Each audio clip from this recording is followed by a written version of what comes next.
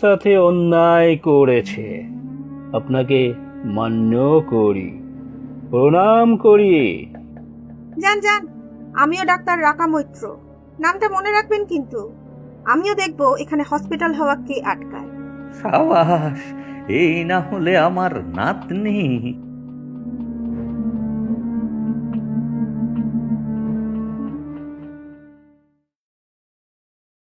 দিদিমণি, বাইরে একজন লোক আপনাকে ডাকছে, বলছে খুব দরকার।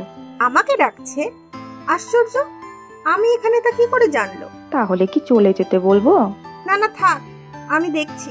খুব দরকার যখন। আপনি কি ব্যাপার বলুন তো? আমি ডাক্তারবাবুর কাছে এসেছিলাম।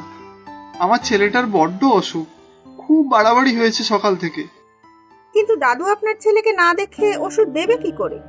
হসপিটালে নিচ্ছেন না কেন? হসপিটালে জবাব দিয়ে দিয়েছে। আমার একমাত্র ছেলে, এই ডাক্তারবাবু ধন্বন্তরী। আপনি দিন না একটু ওষুধ এনে। দেখুন, আমিও ডাক্তার। কোথায় আপনার বাড়ি? এই তো পোড়া স্টুডিওটা আছে না, তার পাশে একটা বড় বাড়ি তৈরি হচ্ছে, সেইখানেই কাজ করি। আপাতত ওইখানেই থাকি। বুঝেছি, কিন্তু ওখানে যে ছোট গলি, গাড়িও তো ঢুকবে না। আচ্ছা দাঁড়ান, আমি ব্যাগটা নিয়ে আসি। দাদু, আমি একটু আসছি। কোথায় যাচ্ছিস মা একা একা এই সন্ধ্যাবেলায়?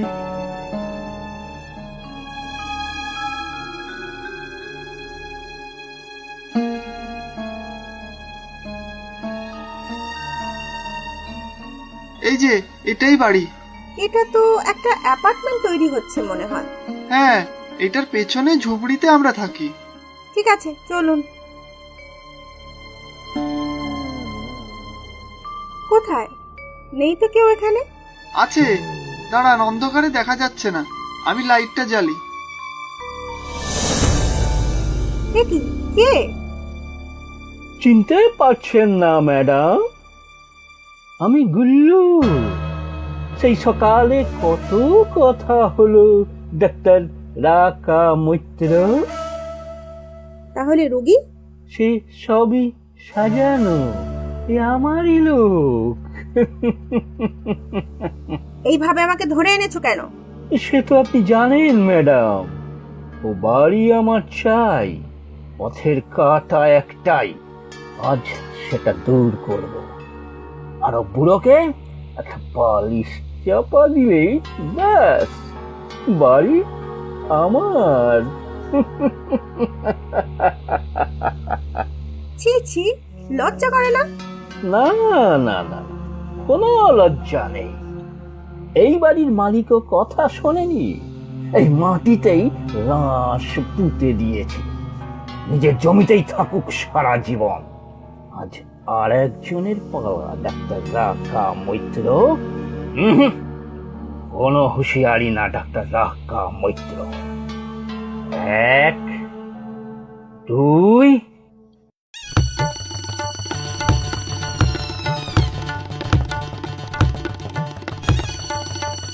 রামু কাকা, তুমি? যা বেটি যা, বাহার রিক্সা রাখা আছে, উঠে পড়। আমি এই 2 বেটা ঠিকানা লাগিয়ে আসছি।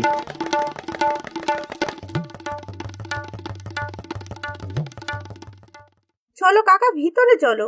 কোথায় ছিলে এতদিন? না রে বেটি, আজ না, পরে আসবো। আমার জন্য সেদিন কত কাণ্ড হলো। বেটির আমার কপাল ফেটে কত রক্ত, কত রক্ত, খুন খুন। আমাকে মাফ করে দিস বেটি, আমাকে মাফ করে দিস। কি বলছিস মা তুই? রামু এসেছিল? এ অসম্ভব। হ্যাঁ দাদু, রামু কাকুর জন্যই তো আজ প্রাণে বাঁচলাম। তোমার বাড়ি বাঁচলো, হসপিটাল বানানোর তোমার স্বপ্ন বাঁচলো। কি গো দাদু, কি হলো? তোমরা কোনো কথা বলছো না কেন? সেই দুর্ঘটনার দিনের কথা তোর মনে পড়ছে? নিজের মাথা ফেটে অঝরে রক্ত বেরোচ্ছিল, সেই নিয়েই তোকে হসপিটালে নিয়ে এসেছিল রামু। তোর কোনো জ্ঞান ছিল না, তার আঘাতও প্রায় এক। পরদিন সকালে তুই চোখ খুললি আর রামু চোখ বুঝলো চিরকালের মতো। কি বলছো তুমি দাদু? রামু কাকু মারা গিয়েছিল? এ অসম্ভব। তাহলে আজ কে ছিল?